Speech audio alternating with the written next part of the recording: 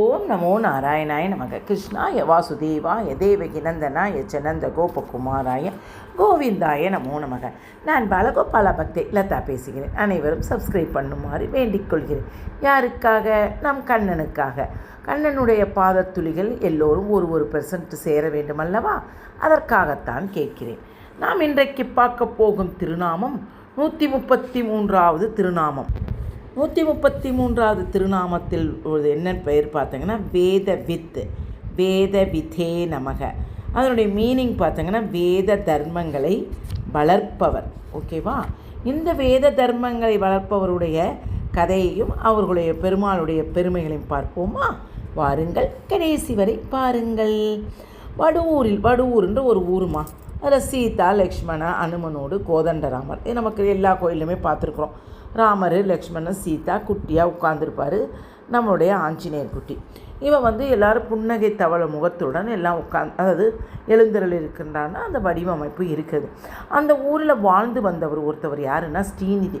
அவர் என்னென்னா தினமும் ராமனுடைய புன்னகையை குறித்து ஒரு ஸ்லோகம் எழுதுவதை வழக்கமாக கொண்டிருந்தாராம்.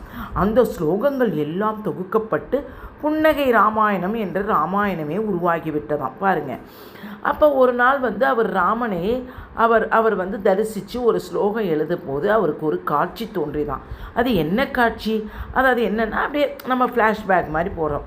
அப்போ வனவாச காலத்தில் அத்திரி, சரபங்கர், அகஸ்தியர் உள்ளிட்ட பல முனிவர்கள் ஆசிரமங்களுக்கு சென்று அவரை வணங்கினானாம். யார் வணங்கினானாம்? ராமபிரான் இந்த மூணு ரிஷிகளையும் வணங்கினாராம், முனிவர்களை. அந்த வகையில் சுதீஷ்ணர் என்ற ரிஷியின் ஆசிரமத்தை ஒரு நாள் மாலை அடைந்தாராம் ராமர்.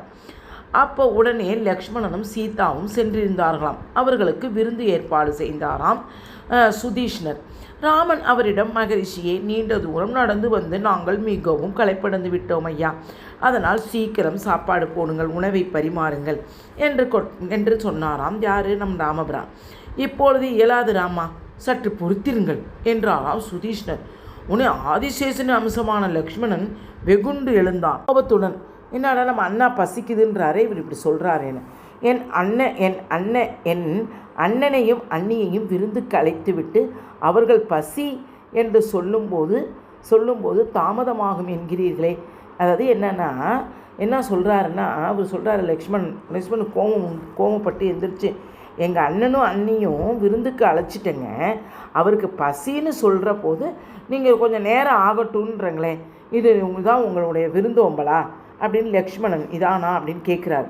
உனையே என பலவாறு பேசினான் லக்ஷ்மணன். அவரை சமாதானப்படுத்திய ராமன், மகரிஷியே, ஏன் விருந்து இன்னும் தயாராகவில்லையா என்று கேட்டாராம் ராமபிரான்.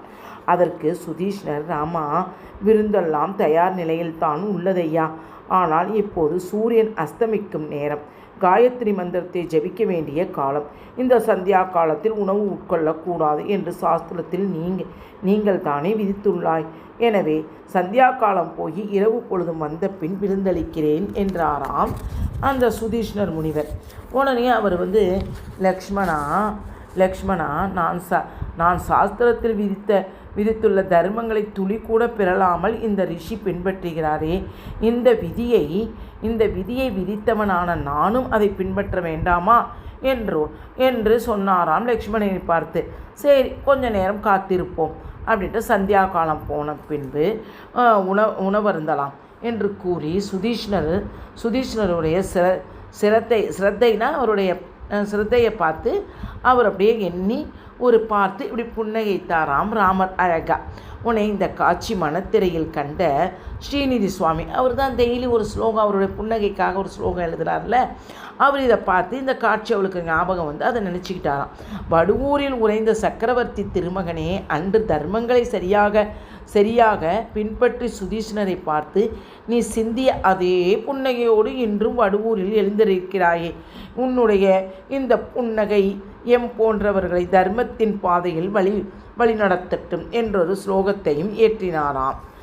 இது போல் ஸ்லோகத்தை அப்போது ராமாவதாரம் போன்ற அவதாரங்களில் வாயிலாக பேதம் விரிக்கும் தர்மத்தின் நெறிகளில் தானும் வாழ்ந்து காட்டி மக்களையும் அறநெறியில் வழிநடத்துகிறாள் நம் திருமால்.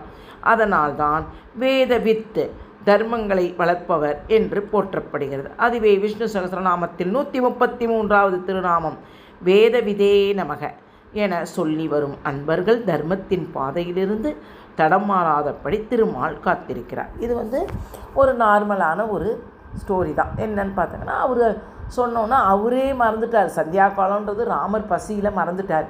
அப்புறம் அவர் அந்த சுதீஷ்ணர் முனிவர் சொன்ன உடனே அவரே புரிஞ்சுக்கிட்டு பரவாயில்ல, நம்ம எழுதி வச்ச அந்த சாஸ்திர சம்பிரதாயங்களை இந்த முனிவர்கள்லாம் கடைப்பிடிக்கிறாங்கன்ட்டு சந்தோஷப்பட்டு அதில் ஒரு புன்சிரிப்பாக சிரிக்கிறாங்களாம். அந்த சிரிப்பில் வடிவமைச்சது தான் அந்த வடுவூரில் இருக்கக்கூடிய அந்த ஒரு இதான் அவருடைய வடிவம் அதான். அதனால் இதெல்லாம் குட்டி குட்டி விஷயங்கள் பார்த்தீங்கன்னா ரொம்ப நல்லா இருக்குதுமா.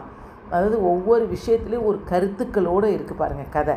அதெல்லாம் சாஸ்திர சம்பிரதாயத்தை கடைப்பிடிங்க அப்படின்னு சொல்கிறதுக்கு இது ஒரு கதைமா. பிடித்திருந்தால் லைக் பண்ணும், ஷேர் பண்ணும், கமெண்ட் பண்ணும். வாழ்க வளமுடன். ஹரே கிருஷ்ணா.